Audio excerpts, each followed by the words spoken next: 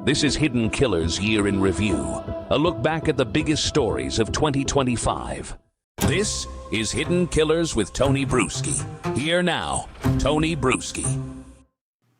The spotlight's about to shift in the Adelson family saga, and this time it's squarely on Donna. For years, she's been this name circling in the background of the Dan Markel murder case. The one people speculated about, debated over, and waited to see if prosecutors would finally take a run at. Well, the wait is over. Jury selection is underway. The charges are on the table. First-degree murder, conspiracy, solicitation, and now it's Donna's turn to stand where her son Charlie and others have already stood, in the defendant's chair, facing the possibility of the rest of her life behind bars. But here's the thing. Prosecuting Donna isn't exactly the same playbook as prosecuting Charlie. She's not accused of pulling the trigger or handing over the cash to the hitman directly. Pretty close, though. Her alleged fingerprints are on different parts of the plot, a money trail of checks written from the family dental business to an already convicted co-conspirator. Just for a second, how are they planning on explaining that to their accountants? Who is this to? Is this a subcontractor over here? Is like, how are you going to explain this? I'm going to guess that's probably the road they thought. We'll just say she's a contractor. She's an independent contractor that we're paying. I guess if she wasn't convicted of co-conspiring a murder, now it looks kind of bad. There's coded phone calls that read less like careful denials and more like thinly veiled admissions. $1 million relocation offer that could be painted as either a generous settlement or a bribe to get Dan Markel to surrender his children's residence. And of course, that infamous one-way ticket to Vietnam, purchased as she was being arrested. The prosecution will have to stitch all that together into a coherent narrative. A woman with motive, deep involvement in the custody battle means access to family resources and connections, and opportunity in the form of long-standing communications with key players in the plot. It's a case heavy on circumstantial evidence, but it's also full of pieces that, once connected, are hard to ignore. On the flip side, the defense will almost certainly try to soften her image, play up her age, cast her as an over-involved grandmother caught up in a family nightmare she didn't orchestrate, and remind jurors that several people are already serving decades for this crime. So how does a prosecutor approach someone like Donna? What do you lead with in opening statements? How do you take circumstantial evidence and turn it into a story the jury believes beyond a reasonable doubt? And how much of her association with convicted co-conspirators do you lean on without letting the defense spin it as guilt by association? Joining me to dissect the prosecution's playbook and the landmines on both sides, defense attorney and former prosecutor and Hidden Killers contributor, Eric Fatis. Eric, let's dive into it. You know, if I am her defense counsel, the way that I would approach it is essentially characterizing it as, someone who is a protective and perhaps over-involved mother is not necessarily the same person who is involved in a murder-for-hire plot. I think they're going to have to style it as, hey, she was being attentive to her son and also to this sort of family dispute that was going on with Wendy Adelson. And simply wanting to protect the son and being involved in the conversations, being apprised of what's going on, isn't necessarily the same as enlisting someone to kill somebody else. I think that's the horse they're going to have to ride. We'll see if the jury buys it. That she's just completely aloof, basically. Donna's just aloof. You also have... Yeah, and protective as a mother. And yeah. How do you think the jury's going to take the Vietnam getaway? I know the some of the verbiage that she said on this. Well, me and Harvey went there a long time ago, which I don't even know if that's true, if she went there a long time ago, but she claims that they did. I'm sure that could be found out. And we just wanted to go and get away because there was so much stress. And it's if you just take a step back and not go, you're clearly guilty, Donna. if you just take a step back and go, well, shit, like if I found out my son had conspired to kill the ex-husband of his sister to make me happy so the kids could come live with us, but I had nothing to do with this, that would be very frustrating because everybody's gonna be looking at you like you had something to do with it. It would be a headache. It would be more than a headache. It'd be hell. I could see wanting to get out of Dodge and wanting to go somewhere far away where I'm not going to be recognized just for my own sanity. So on that argument, I mean, it doesn't seem that crazy, but the fact that it's a one-way ticket, that's like, you should have just got you should have got a return flight. Never got on the flight, but then at least it looks like it's a vacation. Because right now it just looks like you're fleeing the country. Is that an oversight on Donna's part? Oh, absolutely. And I think there is some traction to the possible explanation that, hey, she was just so overwhelmed with this horrible family drama. She needed a breather and gosh, let's go to a country far away and try to forget about this.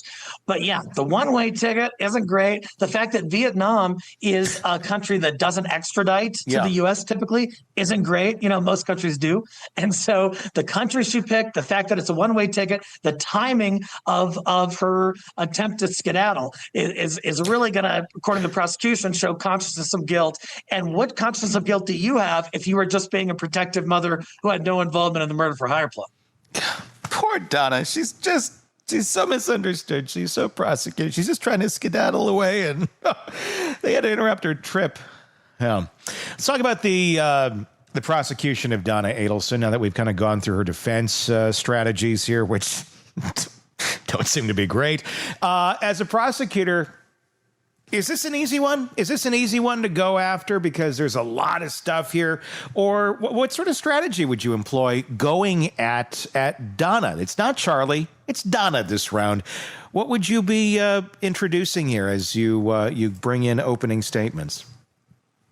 You know, I don't think it is an overwhelmingly strong case. I think there is a good amount of circumstantial evidence. There's a good amount of reasonable inferences that one can draw from, like you said, the jail calls, the verbiage used, that kind of thing. I think you look at the hard evidence you have, which are these payments. That is just inexplicable. I haven't heard any innocent explanation for why Donna Adelson would pay from the family business, this intermediary in a murder for hire plot.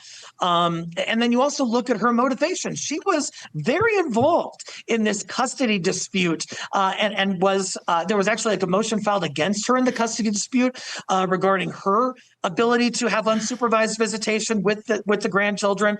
You know, so she had a motive. She had a reason. It's not just someone who's incidentally connected in that way. And so you look at motive. You look at the financial transactions that are really hard to explain. You couple that with the jail calls which although they use coded language, she talks about like using a TV as code word perhaps for some nefarious activity. You look at how many times she uses TV in those jail calls. You connect the dots for the jury and you say, hey, here, this is enough. You guys get it. I want to talk about another piece of evidence here that we haven't touched on yet. And it's not, it's not a murder weapon. It's not a check written to a killer's friend. It's none of that. It's a bribe that she attempted to throw out there. $1 million. And the whole family was going to pool together their cash and get $1 million and offer it. They did offer it to Dan Markel. Hey, you let the kids move down here, we're going to give you $1 million, for your time and inconvenience. Which, asking someone to abandon their children essentially, or it can be looked at as, look, we know this is not something you want to do. Here's $1 million. Maybe you move down here too. But it can look very nefarious. It can look very reasonable or generous even in some ways of, we know this is a horrible inconvenience. This sucks. Not everybody's going to offer $1 million in a custody dispute to have the other parent give up rights. Most people don't have the means to do something like that. How do you think that's going to play to the jury? Because I could see it being spun, both ways with variable success.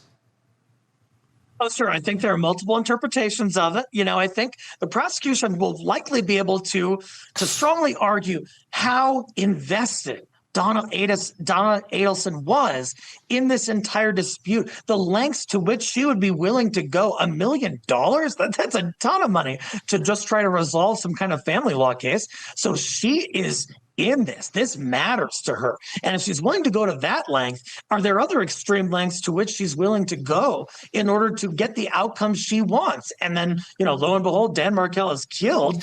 And now she does have the outcome she wants temporarily. And so, you can kind of connect the dots between those states of affairs. How damning is it that Charlie was convicted? We're going into this, obviously, Charlie was the first one that went down, other than the hitman and McBonna. So actually, Charlie wasn't the first one. The first of the Adelsons to go down. So you already had the two dominoes that fell. Then Charlie fell. This is the next one in the line of dominoes, really. When you have three people who are now already incarcerated for this murder, is it easier then to pull a fourth person in to show, see, this is obviously already going on? This seems to make a lot of sense. It's not a single case on its own where you have to show that all of these things were in motion. That's already been proven. There is certainly a sort of guilt by association type of feel to it. You're so close with these other people who are convicted in this murder for hire plot, and your involvement seems significant. On the other hand, I think it gives the defense a possible argument that they can make to this jury, like, hey, look, you guys have your pound of flesh. There are 4 people in prison for decades for this, and those are the 4 people who are most involved. Did this grandma get caught up in some form or fashion in an unfortunate circumstance with this custody battle and this tragedy that happened? Perhaps, but I think they're going to style her as kind of a sympathetic old lady, or try to, and say that, hey, you guys have your pound of flesh. You don't need another 70-year-old in a box for the rest of her life. Do you think we're going to see a different Donna Adelson at the trial than we've seen in these pre-trial hearings? The one that's whining about, not having a thick enough mattress and chill, and, oh my gosh, my earwax is piling up and I can't hear. What? Are we going to see that Donna, or are we going to see frail Donna, confused Donna? Maybe Donna in a wheelchair. That would be a neat little touch. Yeah. That, I think, would, if you're the defense attorney, I think might be going down that road. Or is that just kind of, playing it up a little too much? You don't want to overdo it, and you want to be truthful, of course, about what you're presenting. But that being said, I think we might see kind of a Robert Durst approach here. Robert Durst was on trial for murder, and he was up in age, and he had a catheter in a wheelchair, could barely move, could barely talk. And I wouldn't be surprised if that is how Adelson presents while she is in court. What if they tried to make her look like Robert Durst? Like, literally tried to make her look like it was Halloween. Donna Adelson is Robert Durst for Halloween. Help her hurt Donna. Scary trial, no? Yeah. Do you think, is Donna the last of the dominoes to fall here? After this thing is done, is Harvey going to get hit? Is Wendy going to get hit? Or have they reached their conclusion? My apprehension was that they would have tried to rope in these folks earlier, including Donna. I'm surprised that she sort of is facing this at this stage. I thought they would try to bundle these things together. Wendy, to my knowledge, has not been charged. Harvey has not been charged, although he was going on the Vietnam trip for one-way ticket to a non-extraditable country. So that's suspicious. That being said, haven't heard charges against them. Could evidence at this trial change the game and result in more folks being implicated? It could. What's clear from this conversation is that Donna Adelson's prosecution will hinge on connecting a lot of dots and making those connections stick in the minds of 12 jurors. The state has no shortage of dots to work with. The checks to Catherine McBonna, the alleged coded language in the phone calls, the $1 million relocation offer to Dan Markel, her deep involvement in the custody battle, and yes, the one-way ticket to Vietnam. On paper, each of these can be kind of explained away. The defense will try to do exactly that, but together the prosecution will argue they form a picture of motive, means, and intent. Eric's point about this being a circumstantial case is important. Circumstantial doesn't mean weak, but it does mean the state has to be disciplined in how they tell the story. They'll need to make the financial trail feel more like more than accounting quirks. Make the Vietnam trip feel like more than bad optics. And make the jail calls sound like more than a worried mother talking to her son. Let's not forget the shadow of prior convictions. The jury will know directly or indirectly that Charlie Adelson, Catherine McBonna, and the hired gunman are already serving time for this murder. That can cut both ways. It reinforces that a conspiracy existed, but it also opens the door for the defense to argue that the real conspirators are already behind bars and Donna's just a grandmother being dragged down by proximity. And there's the theater of it all. Will we see trial Donna? Subdued, frail, perhaps taking cues from the Robert Durst playbook instead of the pre-trial version complaining about mattresses and earwax? Presentation matters, and the defense knows it. And looming over the whole thing, the question of whether Donna testifies, and if she does, everything we've talked about, the payments, the calls, the trip, gets answered in her own words under cross-examination. If she doesn't, the jury is left to weigh the prosecution's story against whatever doubt her lawyers can raise without her voice. Either way, this is the state's shot to prove that Donna wasn't just aware of a family conspiracy, she was part of it. Whether they can do that convincingly, we'll decide if she walks out of that courtroom someday, or if she becomes the next Adelson, serving a life sentence. Let me know your thoughts in the comment section on YouTube. If you're not already there, search Hidden Killers with Tony Brueski. You will find us. Press subscribe first, then let us know your thoughts in the comment section. Do that same search wherever you download podcasts so you don't miss any of our commentary and our interviews and discussions and live coverage of this case. As it continues on, we're going to keep putting it out there for you every single day. So hit subscribe. We do greatly appreciate that. Until next time, I'm Tony Brueski. We will talk again real soon. Want more on this case and others? Then press subscribe now and don't miss a moment of true crime coverage from Tony Brueski and the Hidden Killers podcast. Is Hidden Killers with Tony Brueski. Here now, Tony Brueski. You know, you look at the Adelson family from the outside, if you don't know the whole story, and it's easy to be fooled. You got to think of it from the juror's perspective. If they don't know what's going on and they're seeing these people for the first time, what are they going to see? Because that's what matters, not what we know out here, not what we've been following for all these years, but what is a juror going to see when they go and sit in that courtroom and they see Donna Adelson and they see Harvey and they see Wendy all sitting out there and maybe the grandkids.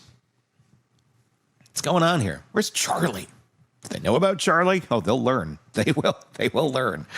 The surface story is glossy. A thriving South Florida dental practice, degrees from respected universities, well-dressed kids, and smiling photographs, family gatherings that look warm and effortless from the outside, but you don't have to scratch very deep to find a different truth. One that isn't about warmth at all. It's about gravity. Not the kind you learn in science class, but the kind that holds everyone in orbit around one person. For decades, that center of gravity has been Donna Adelson. Not the casual, flattering sense people use when they say matriarch, but in the literal sense of control. In this family, Donna's preferences weren't just opinions. They were defaults, allegedly. Her words didn't have to come with ultimatums. They carried their own kind of weight. And that weight could move people, even grown independent adults, apparently, in ways they might not have recognized until it was too late. Now, Donna is innocent until proven guilty. She has been charged with these crimes. All of this is alleged. So, allegedly, assume that's in front of everything we are talking about here. The state says that same gravitational pull played a central role in one of the most infamous murder for hire cases Florida has ever seen. The 2024 shooting of Florida State University law professor Dan Markel. Their theory, it is simple. The custody arrangement after Dan's divorce from Wendy Adelson kept their two sons in Tallahassee, far from Donna's home in Miami.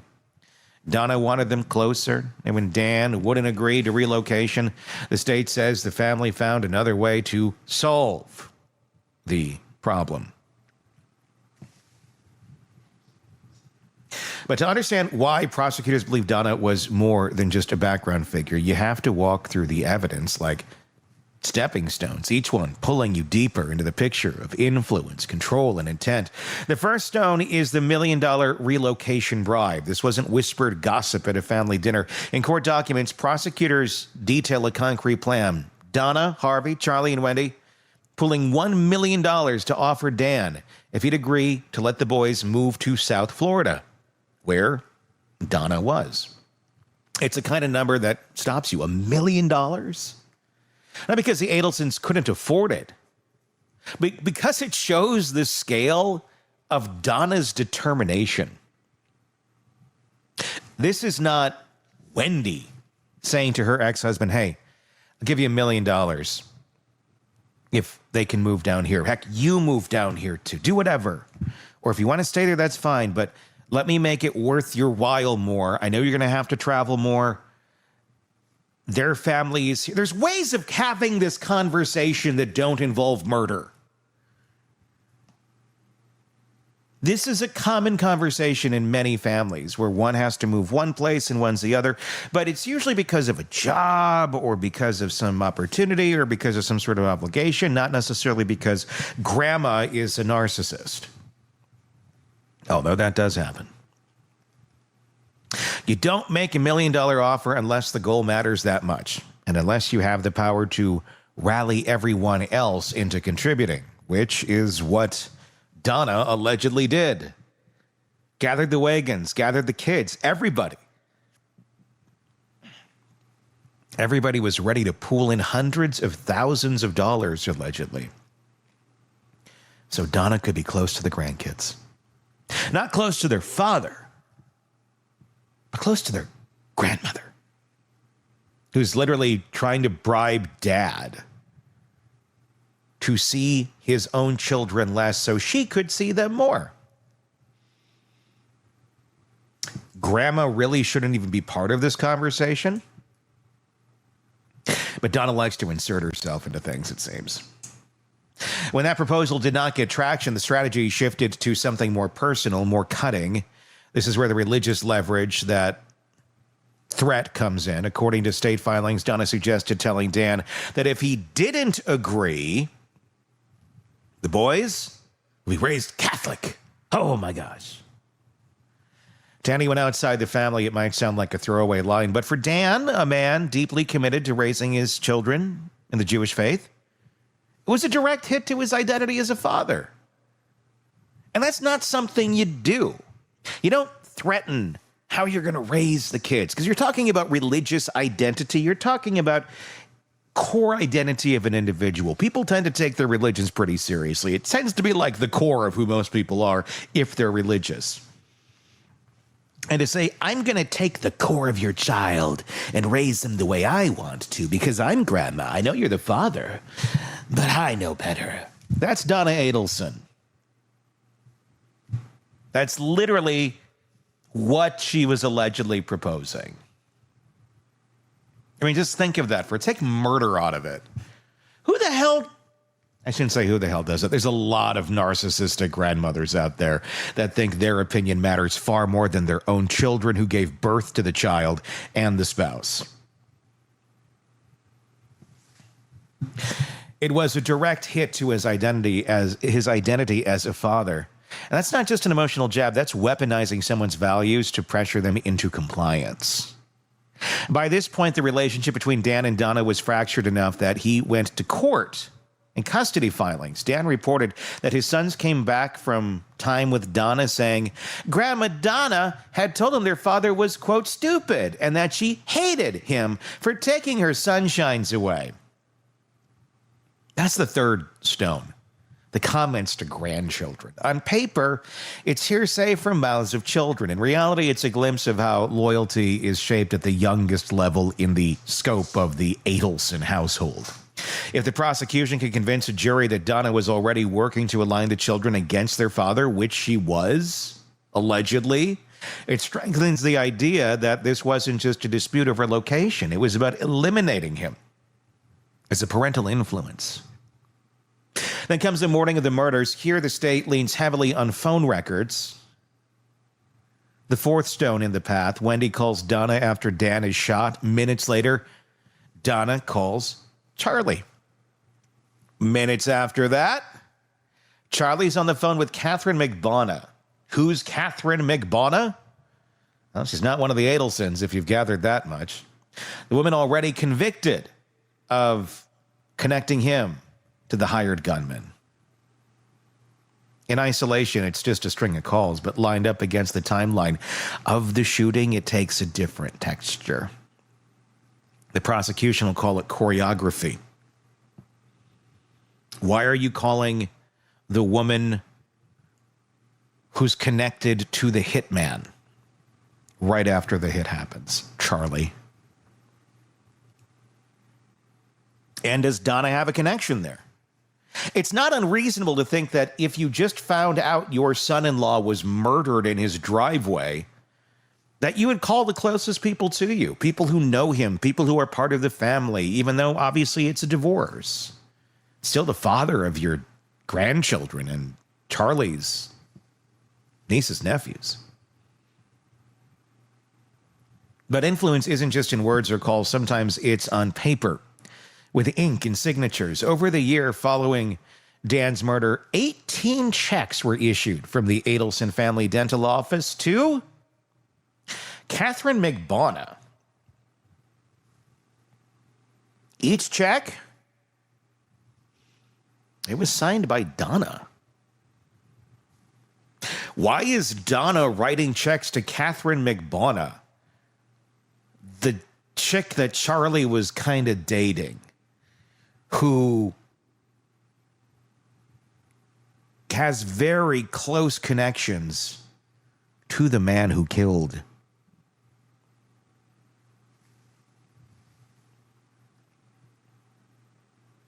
Donna's son-in-law, Dan Markel? Each check, again, signed by Donna. That's stone number 5. The dental office checks. Prosecutors say these weren't wages for legitimate work. They were the payment stream that kept the people who carried out the hit from talking. And whether Donna saw them as hush money or just helping Charlie with his arrangements, her signature is there. 2 years later, the FBI declined to make a move on Donna. They decided to make a move on Donna. They didn't charge her immediately. They went after Charlie first, but before they went after Charlie, they staged what's known as a bump, an undercover agent approaching Donna with a fabricated blackmail note, hinting at knowledge of the murder. That's stone 6, the FBI bump reaction. Donna didn't go to police. She went straight to Charlie.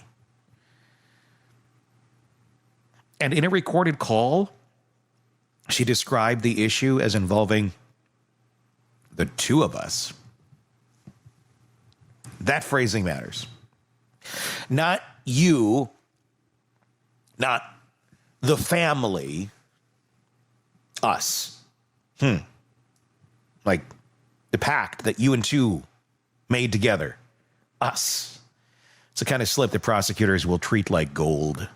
By late 2023, the walls were closing in. Other players had been convicted. The timeline was catching up to her, and that's when law enforcement arrested her at Miami International Airport with a one-way ticket to Vietnam. She's got a one-way ticket on a westbound train. Going to Vietnam. Stone 7. It's not Paris, not New York. Vietnam, a country with no extradition treaty with the United States. Prosecutors call it a getaway plan. The defense will almost certainly try to spin it as, it's a vacation. We went there a long time ago. We always go with one-way tickets. But the date on that ticket, it matched the day she was taken into custody. Donna's involvement in her children's legal battles don't start with the murder. Stone 8 is the divorce and custody file. Years of documented involvement, strategy shaping, and behind-the-scenes coaching during Wendy's split from Dan.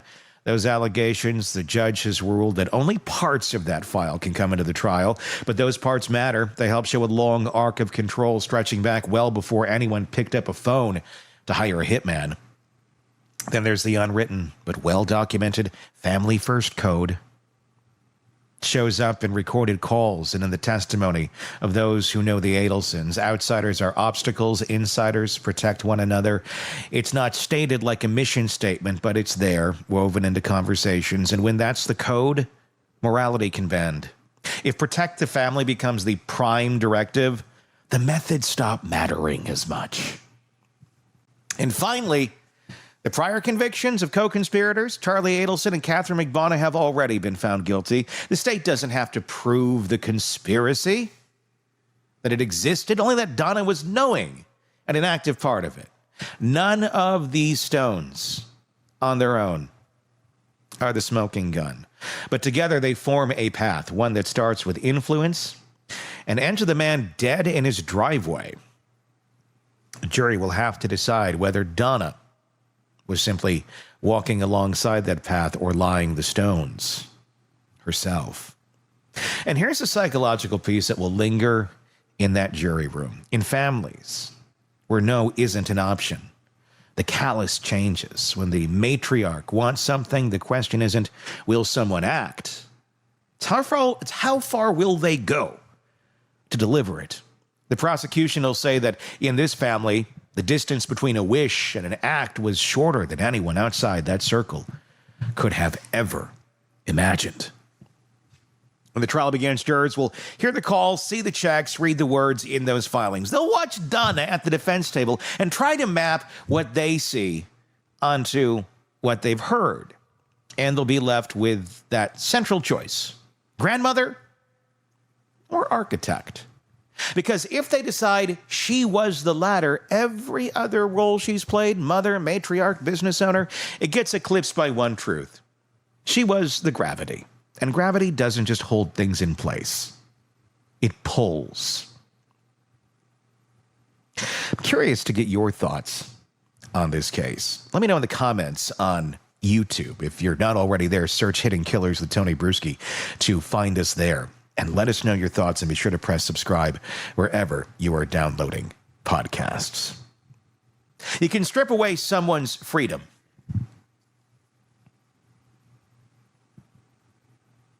You can confiscate their passport, seize their bank accounts, and lock them in a cell with nothing but four walls and a scratchy blanket. You can make them dependent on a schedule they don't choose, a menu they didn't order, or a set of rules they didn't write. But if a person has spent decades living through their ability to control a narrative, to shape how others see them, there's one thing they can carry into any cage: their voice. And with Donna Adelson, that voice is still very active, still working, still reaching. Most defendants in her position accused of first-degree murder, conspiracy, solicitation, they start conversing their words once they're behind bars. They shrink the scope of their conversations. They avoid anything that could get them in deeper trouble. You conserve your words. They talk about the weather, the food, their health, short sentences, safe topics. Donna? Well, Donna's not been in prison before. And Donna, well, she allegedly likes to perform. And she's still performing. Even in recorded jail calls, where she knows every syllable is monitored, she speaks like someone building a case. Not a legal case in a courtroom, but a personal case for her own innocence, her own story, her own version of the truth. It's in her pacing. Deliberate, not rushed, never letting her voice crack in a way that would give her listener or the unseen audience the satisfaction of hearing desperation. She'll acknowledge the trial, the accusations, the headlines, but she packages them in language that makes her seem reasonable, misunderstood, unfairly targeted. You know, like narcissists do. It's not accidental. That's years of practicing image management in real time. One of the strongest tells is her use of inclusive language with family. We and us instead of me and I. She doesn't say, they're coming after me. She says, they're coming after us. She's inclusive. It's a small shift in words with a big payoff. It collapses the emotional distance between her legal crisis and the person she's speaking to. It reforms her trouble as their trouble, collectively, turning a relative into a co-defendant in spirit, even if not in law. And once you're part of the us, breaking from her narrative doesn't feel like just disagreeing. It feels like betrayal. In some calls, she'll pivot abruptly from high-stakes legal talk to something mundane, commissary food, a piece of prison gossip, a comment about the weather outside. On the surface, it's conversational filler. Underneath, it's minimization. By placing a conversation about the possibility of life in prison right next to a remark about snack prices, she's signaling to the listeners, this isn't as dire as it sounds. We're still in control here. It's an emotional regulator for them and for herself. When she edges towards dangerous territory, she doesn't blurt or stumble. She slides into vagueness. You know how that went? We talked about that before. Enough for the listener to fill in the blanks. Nothing concrete for prosecutors to play back in court as a smoking gun. That's a careful admission. A skill you see in people who've spent a lifetime navigating conversations where the stakes are high. She can keep the subtext intact while stripping the road or the record of anything explicitly damaging. Over multiple calls, another pattern emerges, the way her tone morphs to fit her audience. With family, her voice is warmer, more intimate, infused with shared grievance. We've been through so much. They're not being fair to us. She's the wronged insider, building solidarity. But in conversations that could reach lawyers, media, or other outsiders, she becomes calm, composed, almost formal. This is audience-specific tailoring, and it's deliberate. It ensures that each person hears the Donna Adelson she wants them to see. She also uses these calls to reframe past events. Now, keep in mind, like I said earlier, Donna Adelson is innocent until proven guilty. All of these are allegations. So assume allegations are allegedly is in front of everything. She also uses these calls to reframe past events. Decisions that in court filings, well, they look calculated and incriminating. But they're retold as logical, harmless, or even selfless. She edits the memory in real time, knowing that this version will be what sticks if the call is ever replayed. It isn't nostalgia, it's planting alternative narratives in a way that feels casual but is, in fact, meticulous. And then there's her laughter. Not the belly laugh of amusement, but a quick, light chuckle. Follows a reference of something deadly serious, charges, timelines, evidence. The laugh says, don't take this too seriously. It's not just self-soothing. It's not just self-soothing. I don't know why Alexa answered me there, but it did. It's not just self-soothing. It's signaling to the listener that they shouldn't take it too seriously either. It's emotional steering, diffusing the weight of reality so her allies stay steady. When blame creeps forward, she redirects it outward. Then the system, the media, the antagonist is always faceless, always external. This is more than self-protection, it's narrative positioning. If she's not the cause of the chaos, then the people around her can cast her as a victim, and victims deserve defending. Her denial is absolute, no hedging, no softening. Even when the evidence she's denying is already public. The kind of categorical denial has power. It tells allies there's no reason to doubt her. It tells potential sympathizers in the public sphere that she's unwavering, and it leaves no maybe on the tape that prosecutors could twist. Her voice itself is a tool. It drops to a near whisper when she's inviting sympathy. It sharpens to a point when she's creating urgency. It softens when she's coaxing agreement. She's not just recounting events, she's orchestrating the listener's emotional response to them. That's the kind of communication control you develop over years at home, in business, in conflict, as a narcissistic mother. And then there are the lines that sound rehearsed, perfectly self-contained, neatly quotable. They sound for the person on the call. They're for anyone who might hear it later. Jurors, reporters, documentarians. They're planting markers in the official record, moments designed to survive and be repeated. It's performance layered on top of conversation. And all of this adds up to a form of control that's as much about survival as it is about vanity. The legal system controls every tangible part of her life right now. But every time she picks up that phone, she steps back into the role she's most comfortable in. The director, the narrator, the one framing the story for the people around her. And it's not just about protecting her in the here and now. If you're thinking long-term, those calls are part of her legacy.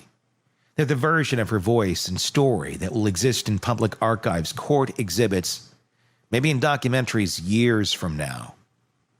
That's why when every we, every omission, every carefully placed laugh matters, they're all stitches in a quilt she wants the world to see instead of the one prosecutors will hold up at the trial.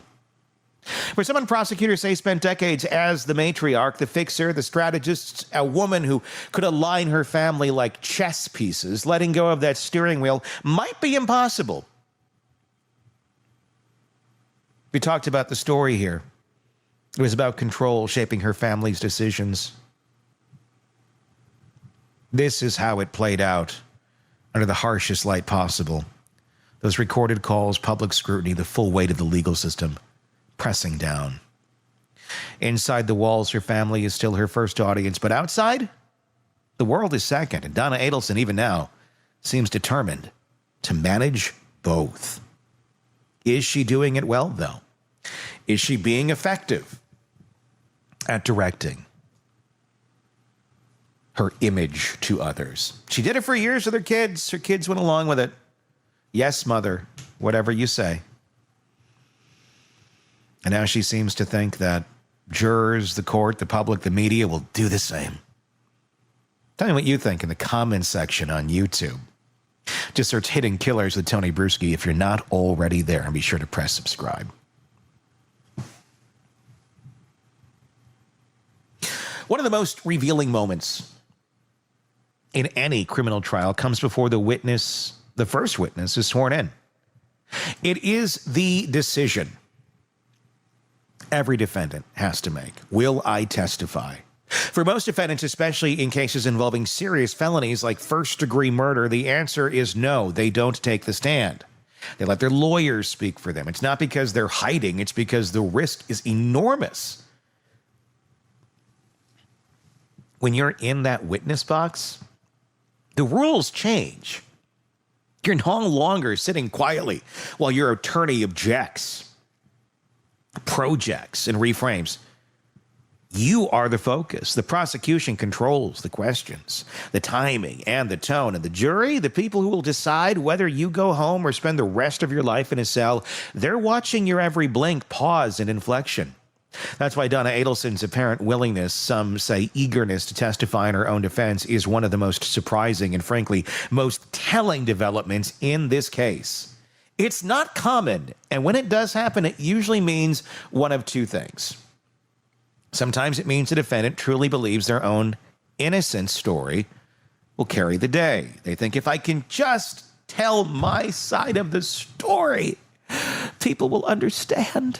They'll get it. Other times it's rooted in ego. The belief that they're the best, most persuasive person to speak on their behalf. They may not trust their lawyers to get the tone exactly right or to hammer home the points that they think are essential. And sometimes it's about control. Taking back the microphone in a process where every other part of their life has been seized. The personality that chooses to testify under this level of risk, well, let's just say it overlaps with certain traits we've seen in Donna before. And yes, again, all allegedly, we're talking about narcissistic control. A high need for it. Confidence, sometimes overconfidence in their ability to read a room. A history of steering conversations, whether in family disputes, business, or public life. The underlying belief is this: if I can just get in front of those jurors, I can make them see it my way. And before that in life, it was if I can just get in front of this problem, if I can just speak to the people before they hear about this over here that's going to make me look bad, I can steer the narrative, the emotions, the feelings, the reactions that people will naturally have to my decisions. And if I don't like their reaction, well, I can find a way to fix it. I think Donna's allegedly done that quite a bit throughout her life, and it's worked. Otherwise, she wouldn't be sticking with these strategies. For someone who's been the central voice in their family for decades, who's influenced decisions and shaped narratives from the inside out, staying silent might feel impossible. The witness's stand offers a direct connection to the jury, unfiltered by attorneys, unmuted by objections. It's the purest form of self-presentation left in the trial process, but it's also the most dangerous. Prosecutors love a defendant who wants to testify because it gives them the chance to use the defendant's own words against them live in front of the jury.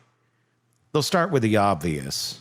The relocation bribe emails, the raise them Catholic conversation, the phone records from the morning of the murder, the dental office checks to Catherine McBonna, the FBI bump recordings, the one-way ticket to Vietnam. Each of those becomes a pointed question. Not an abstract accusation, but a you did this, explain it now sort of thing. And in cross-examination, explanations are traps. If you answer too fast, you seem rehearsed. Too slow, you look like you're inventing a story. Contradict yourself, and the prosecutor pounces. Even a truthful answer can be framed to sound suspicious if the prosecutor controls the order and the emphasis. I've seen it play out in other high-profile cases. Jodi Arias in 2013 testified for 18 days in her own murder trial. She was articulate, she was composed, and it backfired. Jurors later said that the more she talked, the less they believed her. The sheer length of her testimony gave the prosecution endless opportunities to highlight inconsistencies and points to manipulations. Alec Murdaugh in 2023 took the stand in his double murder trial. He admitted to some lies, denied the murders, and tried to come across as candid. Jurors said later that his testimony confirmed what the prosecution had been saying all along, that he was skilled at manipulating people and situations to serve his own ends. Oscar Pistorius of South Africa testified in his trial for killing Rivera Steenkamp. He tried to control the narrative, but under cross-examination, he became emotional, defensive, and inconsistent. The judge later referenced his testimony as part of why she didn't believe his account. And those are just the headline cases.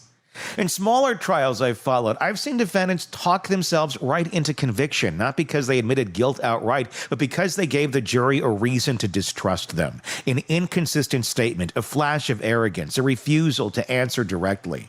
Donna Adelson, if she takes the stand, she's stepping into all of that. The reason she might do it, ego, control, belief in her own persuasiveness. Well, congratulations, Donna. Keep believing in yourself. Please do.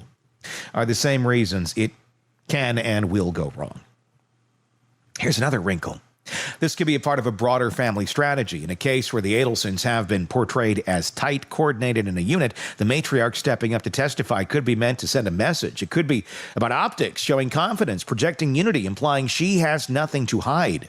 But if that's the play, it's a dangerous one. Because unlike a pretrial statement or a media interview, testimony is under oath, with penalties for perjury. And in a setting where every word can be dissected, the psychological downside, if it backfires, it's immense. Jurors remember moments, not transcripts, and if she comes off as combative when pressed, if she appears to dodge a direct question, if her tone shifts into condescension,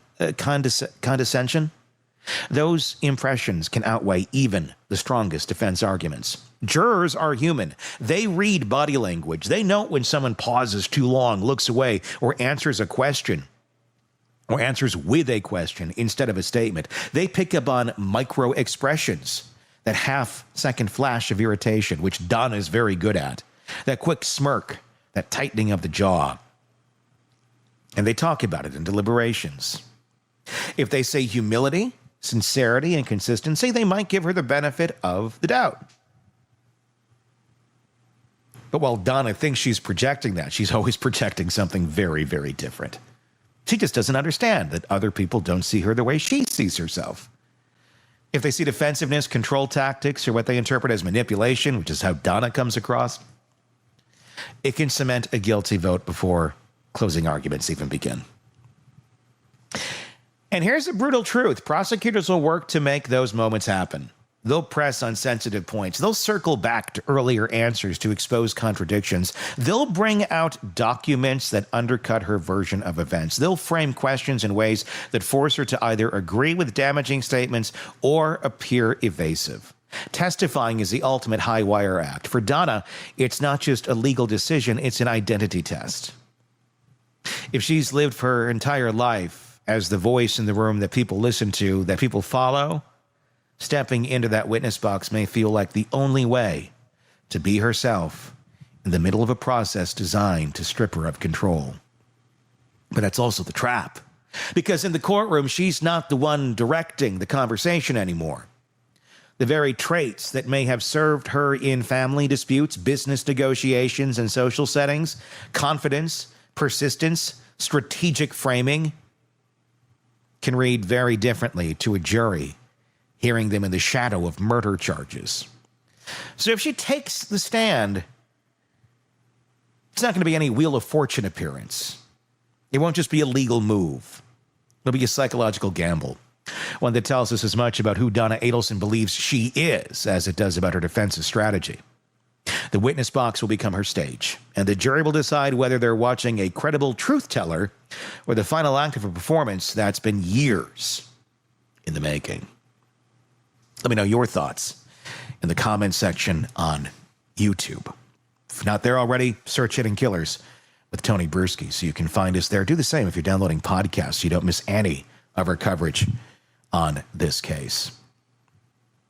Whatever verdict comes down in Donna Adelson's trial, the truth is the Adelson's family life and legacy has already been rewritten in permanent ink. The ripple effect of this case is not confined to a courtroom in Tallahassee or the Florida Department of Corrections. It extends outward into living rooms, schools, workplaces, community gatherings, shaping identities, relationships, and reputations in ways that will outlast prison sentences and headlines. The son is already serving life, Charlie, without parole for orchestrating the murder of his former brother-in-law. A daughter lives under the shadow of implication. Never charged, but permanently associated with the crime in the public mind. Grandchildren are growing up with a story about their family that they didn't choose, can't change, and will become confronted with again and again as they get older. And now the matriarch faces the possibility of dying in prison. These are the conditions that create intergenerational trauma.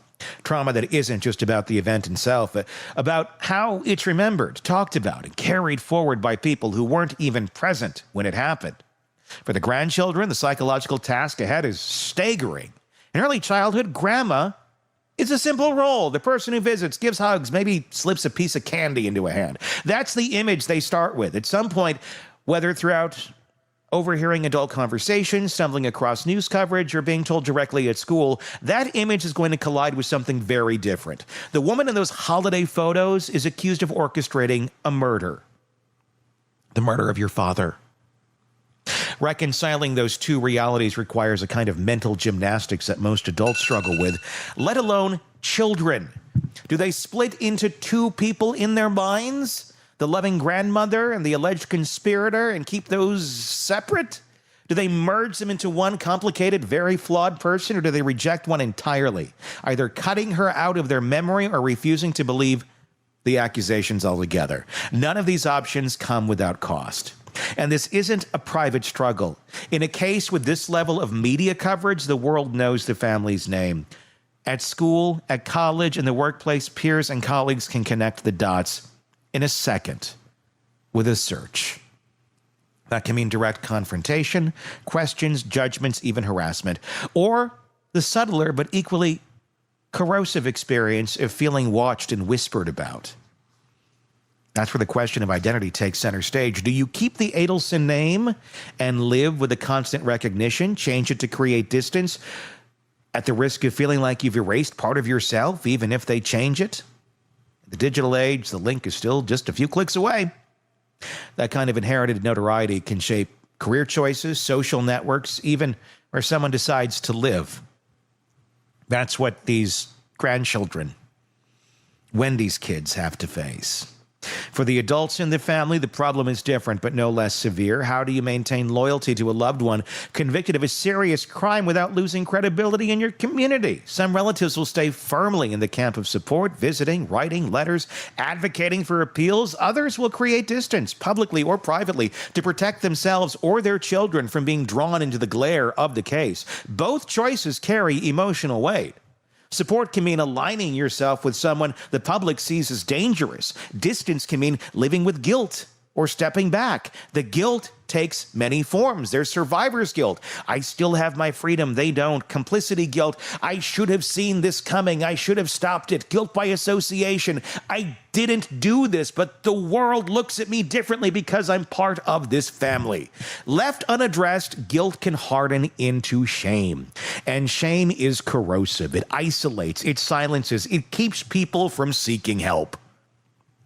One coping mechanism that appears in families like this is denial, sometimes total, sometimes selective. The story gets rewritten, the charges were exaggerated, the witnesses lied, the trial was rigged. It's in its most protective form. Denial allows family members to keep loving the convicted person without confronting the weight of what happened. But it also freezes a story in a way that prevents healing. You can't process grief or anger about something you insist never took place. And if younger family members are raised in an atmosphere of denial, they may grow up without the tools to talk honestly about the event or their feelings about it. There's another danger here. In families where prosecutors allege control and manipulation, those dynamics can survive a conviction. Influence doesn't necessarily die when a prison door closes. Letters, phone calls, even conversations during visits can be used to reinforce loyalty, direct behavior, or maintain the family narrative. If someone has spent decades in a position of authority within the family, that role doesn't automatically dissolve with sentencing.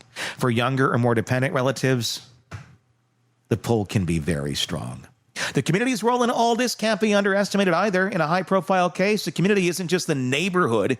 It's the broader public audience. Every social interaction is filtered through what people think they know about the case. For some families, the judgment comes in silence. Invitations not extended, conversations that die when you walk into a room. In other cases, it's vocal and aggressive. Confrontations, taunts, or public shaming. Either way, the effect is to limit the safe spaces where the family can breathe and be themselves. That kind of isolation can delay or derail emotional recovery. In some rare situations, families in this position make a deliberate choice to engage publicly, to give interviews, to tell their side, to become activists for reform. That's one way to reclaim agency, but it's a high-risk move. It can backfire if the public sees it as self-serving or if new evidence contradicts the family's statements. And as for the children, it can mean growing up in a public battle they did not choose. So what's a long-term prognosis for a family like this from a psychological standpoint? The best case scenario. to slow intentional rebuilding of trust within the family. Honest acknowledgement of what happened and a separation of individual identities from the family's collective reputation. That means giving each member, especially the younger ones, permission to define themselves on their own terms, without inheriting the guilt or defense of older generations or following the orders of them. The worst case scenario is a closed loop of denial and loyalty where the next generation inherits not just the name, but the unresolved conflict. In those situations, the crime remains the organizing principle of the family, not as an event in the past, but as the live wire running through every interaction, shaping choices for decades. For the public, there's the broader takeaway here. We're quick to focus on the defendant, the trial, the verdict, but in cases like this, the blast radius is wider. It includes people who never set foot in the crime scene, never spoke to a lawyer, never appeared on a witness list, but who will live with the fallout for the rest of their lives. It's a reminder that crimes of this scale don't just create a victim and a perpetrator, they create concentric circles of impact. Each one altering the lives inside in ways that they cannot be undone. For Donna Adelson, the verdict will decide where she spends her remaining years. For her family, the sentence has already started. The question now is whether they can find a way to keep that sentence from defining the next generation as completely as it has defined this one. Tell me your thoughts in the comments section. If you're not on YouTube already, find us there. You can watch us do all of these stories and comment. We'd love to have you there. Just search Hidden Killers with Tony Brueski. Be sure to press subscribe while you're there and search Hidden Killers with Tony Brueski wherever you get podcasts as well, so you can take us on the go and listen wherever you may be. Love to hear your thoughts on this case as this trial begins to ramp up for Donna Adelson. We'll be covering it every single day, so press subscribe so you don't miss any of our trial coverage here at the Hidden Killers Podcast and True Crime Today. I'm Tony Brueski. We will talk again real soon. Want more on this case and others? Then press subscribe now and don't miss a moment of true crime coverage from Tony Brueski and the Hidden Killers Podcast.